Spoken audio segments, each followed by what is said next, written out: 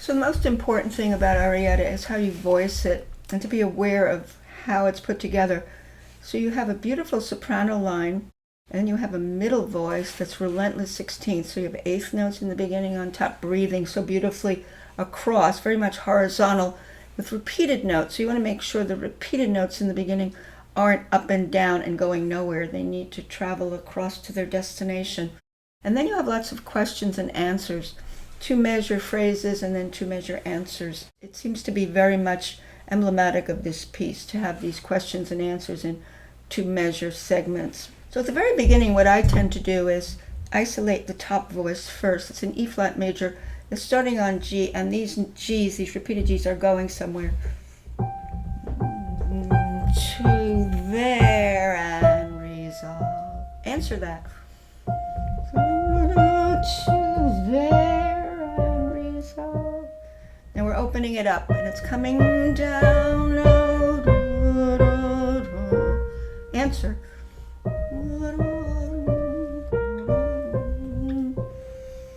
Now it's going back up.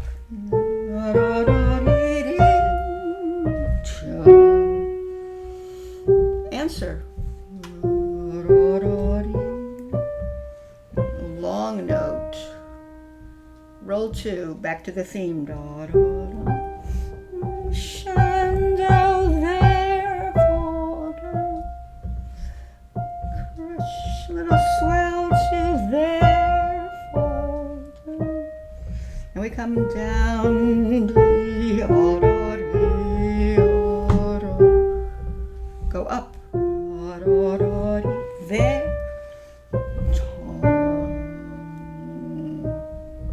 Answer.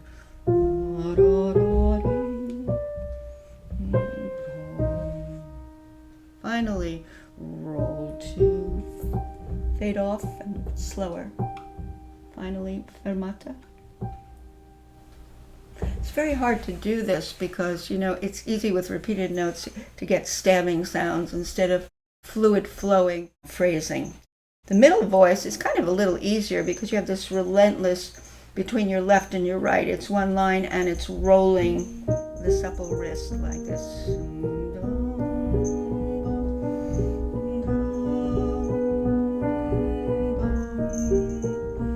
And it goes, my cat's here.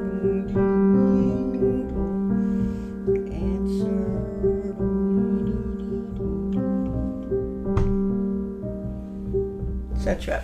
Very even, very beautiful. The bass voice you could probably do, because it's not that hard to do.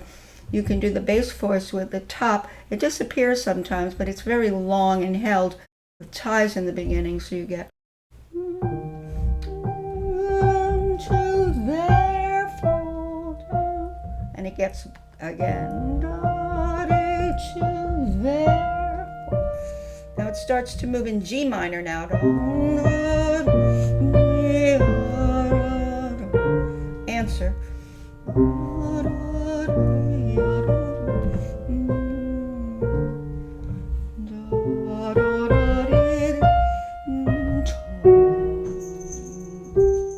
Answer.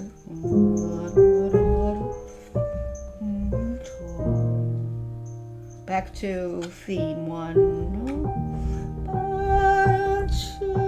It disappears, the bass voice here. You'll just have 2 voices here. It comes back.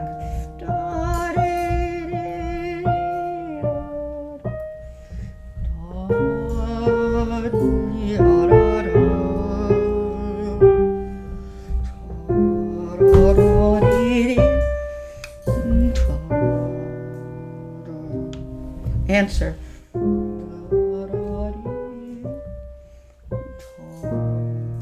Finally. And here you have a double stem, so you'll have 2 voices in the bass and overlapping in the middle voice. So this is how I practice. And you could also practice. This is going to be harder to do the top and the middle. I'll just do a little bit.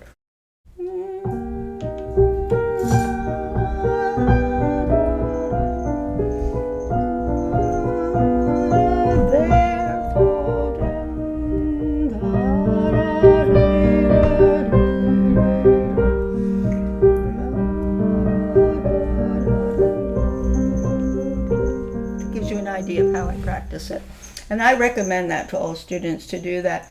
It's also good to know when he's going into different keys. You should know, not just the structure of a piece with its echoes and its answers and questions. It's good to know the keys, besides knowing the structure of a piece, what repeats and what's an answer and what's a question and what's a sequence. You want to know at the beginning that you're in E flat major, the piece is in E flat major. And then on the second line he goes into G minor, but he has a passing E flat through it, which gives you a little bit of a dissonant note that doesn't belong to G minor. But you are in G minor here, essentially. Now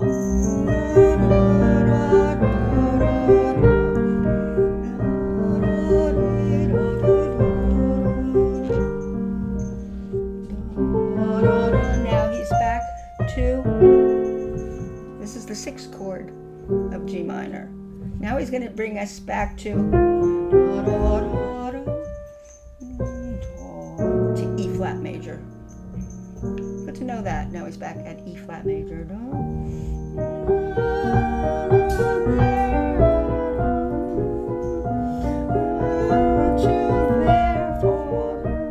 Now this is a E flat 7, but it's not going to go to the 4 chord. It's going to go to a diminished chord. And now it's back to E flat. Now this is a diminished chord of the 6th chord. It's a C minor chord, but we're in E flat major. We're home. This is diminished of E flat. And we're back to